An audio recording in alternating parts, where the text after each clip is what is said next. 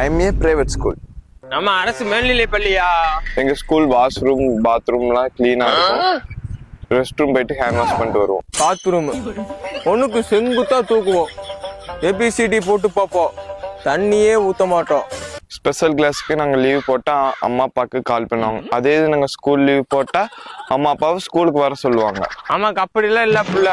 10 மணிக்கு உள்ள போவேன், 11 மணிக்கு வயிறு வலிக்குதுன்னு வெளியே வருவேன், சார்ட்ல சைனா வாங்குவேன், வெளியே போவேன், அவ்வளோதான்.